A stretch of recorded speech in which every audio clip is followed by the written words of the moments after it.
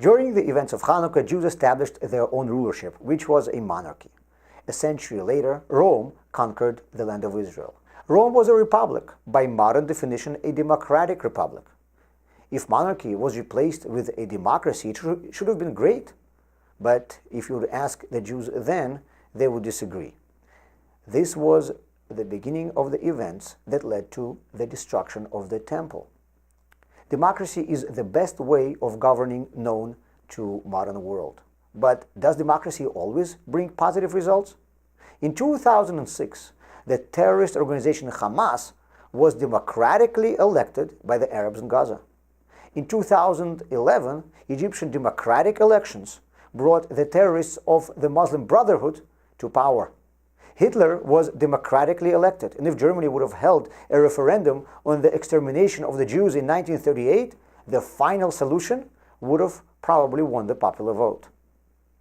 Democracy is a needed ingredient for a modern society, but it's not the only needed ingredient. Let's take a look at the business world. Corporations make their decisions by the vote of their board of directors, which is a form of democracy. However, before the board sits down to make any decisions, they need to establish the business's identity and its goals.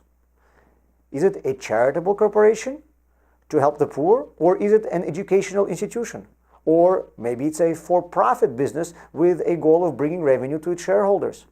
Imagine a board of directors where one member wants to feed the hungry, another one wants to build a college, and a third one cares only about the revenue. This is why every business has articles of incorporation which define its identity and its goals. Every business also has bylaws that describe the methods of achieving these goals. The same is true in the political sphere.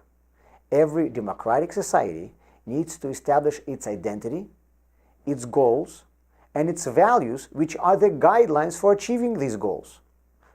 So, can Israel be both Jewish and democratic? Not only can it be both, it should be both. It cannot be one without the other. Democracy describes the methods used in Israel for making decisions. But what goals are these decisions pursuing? What are the guidelines for achieving these goals?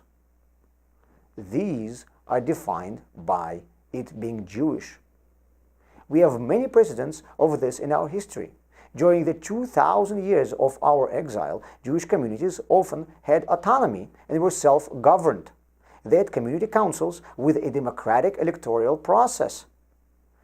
Defining themselves as Jewish helped them to be democratic. It ensured that the people who disagree about the methods of achieving their goals had the same goals in mind. And it also ensured that their decision-making was guided by the same values. Israel and its neighboring Gaza both democratically elect their leadership.